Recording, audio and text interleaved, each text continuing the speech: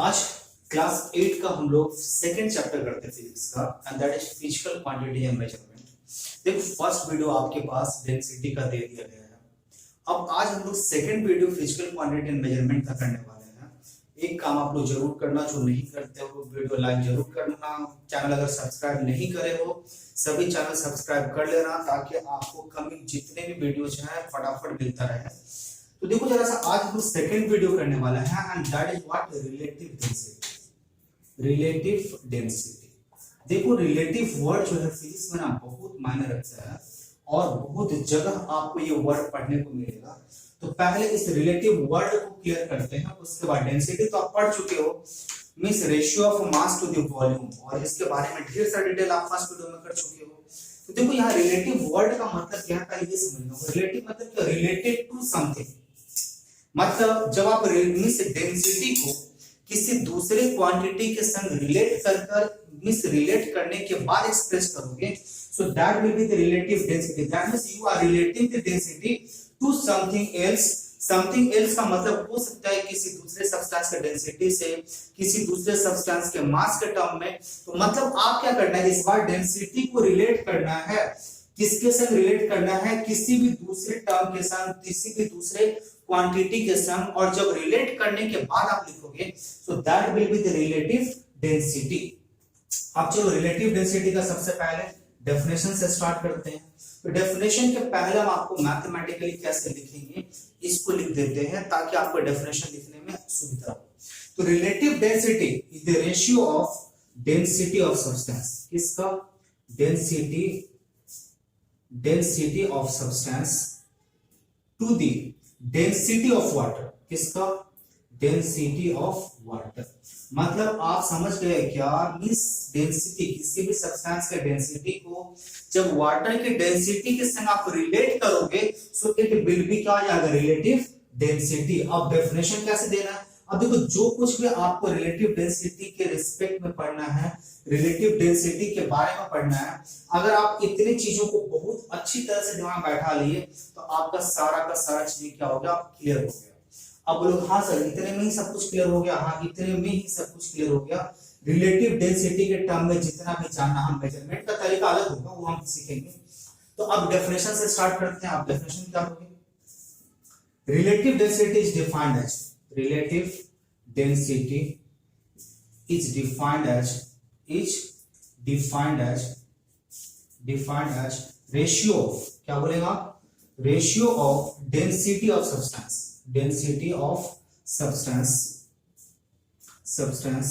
to the density of water, to the density of same volume of water, या to the density of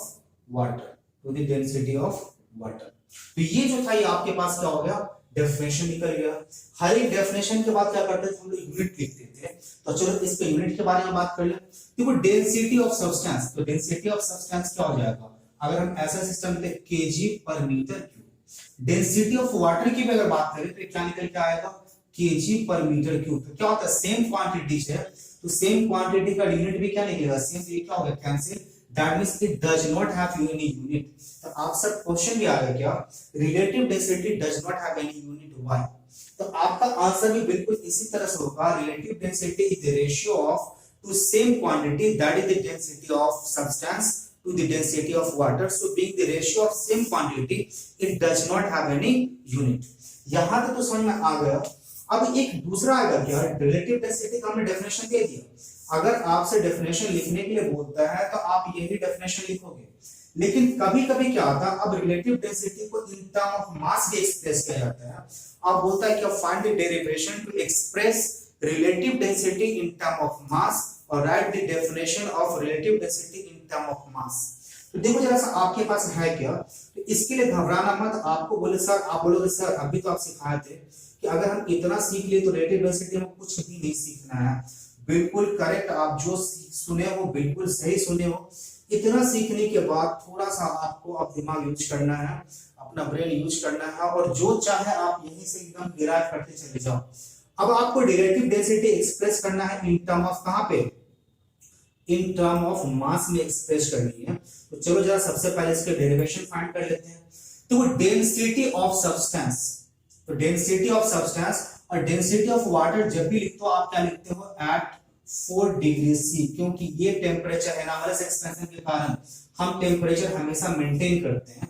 तो density of substance अगर आप लिखोगे तो क्या लिखोगे, तो आप सिंपल लिखोगे, बोलोगे सर मास ऑफ सब्सटेंस, क्या लिखोगे mass of substance by volume of substance, volume of substance density का तो यही होता है बाय, फिर क्या बोलोगे डेंसिटी ऑफ वाटर, तो आप क्या बोलोगे sir mass of water, mass of water at कितने पे 4 degree C to the same volume of water. देखो डेंसिटी किसका, तो डेंसिटी किसका सेम वॉल्यूम ऑफ वाटर, जितना आपने सब्सटेंस लिया था उतने ही वॉल्यूम का हमको क्या लेना है वाटर लेना है, तो क्या लिखो volume of water, volume of water. और अगर इसको आप लिखोगे तो क्या हो जाएगा, तो mass of substance, mass of substance by volume of substance, volume of substance into, अब इसको क्या करो उल्टा कर दो, क्या लिखोगे वॉल्यूम ऑफ वाटर बाय क्या लिखोगे आप मास of water, mass of water कहां पे एट 4 डिग्री सी। अच्छा अब फिर आपने क्या बोला था कि sir volume of substance and volume of the water, क्योंकि जितना वॉल्यूम हमने सब्सटेंस का लिया था उतने ही वॉल्यूम का हमको क्या करना है वाटर लेना है, तो ये दोनों क्या हो गया कैंसिल। अब इसको अगर हम एक्सप्रेस करें तो ये कैसे निकल के आएगा, तो ये निकल के आएगा mass of substance, mass of substance by mass of water कितने पे एट 4 डिग्री सी। तो हमको अब रिलेटिव डेंसिटी के लिए फिर से एक एक्सप्रेशन मिला, और एक एक्सप्रेशन कहां मिला, अब इस बार मिला इन टर्म ऑफ मास। अब इसको अगर हमको डिफाइन करना हो तो हम कैसे डिफाइन करेंगे, पहले समझाते हैं फिर लिखते हैं। तो relative density can be defined as the ratio of mass of a certain volume of a substance to the mass of same volume of water at 4 degree C। तो ये रिलेटिव डेंसिटी का डेफिनेशन हो जाएगा आपका इन term of मास, हम लिख भी देते हैं आपको। तो रिलेटिव डेंसिटी का देखो जरा सा इन term of mass, relative density का डेफिनेशन लिखने जा रहे हैं कहां पे इन टर्म ऑफ मास, तो क्या लिखोगे रिलेटिव डेंसिटी कहां पे इन टर्म ऑफ मास। तो आप लिखो जरा सा relative density can be defined as, relative density can be defined as the ratio of mass of the substance, ratio of mass of certain volume of a substance, certain volume of a substance to the mass of same volume of water, mass to the mass of same volume of water, same volume of water at 4 degree C. ये लिखना जरूरी है, बोलो जरूरी है, हाँ बिल्कुल जरूरी है at 4 डिग्री सी। तो देखो अब आपके पास रिलेटिव डेंसिटी का डेफिनेशन समझ में आ गया, रिलेटिव डेंसिटी समझ में आ गया। अब आते हैं क्या रिलेटिव डेंसिटी से क्या किसी भी सब्सटेंस का हम एग्जैक्ट डेंसिटी फाइंड कर पाएंगे। हाँ तो रिलेटिव डेंसिटी देखो मेरे पास काम और भी आता है, क्या किस बात के लिए, किसी भी सब्सटेंस का एग्जैक्ट डेंसिटी अगर आपको फाइंड करनी हो तो आप क्या कर सकते हो, वो इजीली इसको फाइंड कर सकते हो। कैसे फाइंड कर सकते हो देखो जरा सा, तो रिलेटिव डेंसिटी आप क्या लिखते हो, relative density equals to density of substance to the density of water, density of water. तो अब अगर यहां से हमको डेंसिटी ऑफ सब्सटेंस फाइंड करनी हो हम क्या करेंगे, क्रॉस मल्टीप्लाई कर देंगे इन दोनों को। तो क्या लिखोगे, density of substance equals to relative density into density of water. और यहां से अगर हमको वैल्यू निकालना हो तो अगर हमको रिलेटिव डेंसिटी दिया हुआ है तो हम डेंसिटी क्या कर लेंगे, इजीली फाइंड कर लेंगे, equals to relative density into 1 gram पर क्यूबिक सेंटीमीटर। अच्छा 1 ग्राम पर क्यूबिक सेंटीमीटर क्यों, क्योंकि वाटर का डेंसिटी जो है सीजीएस सिस्टम में कितने का है 1 ग्राम पर क्यूबिक सेंटीमीटर। और ऐसा सिस्टम अगर इसके डेंसिटी की बात करें तो आ जाएगा 1000 केजी पर क्यूबिक मीटर।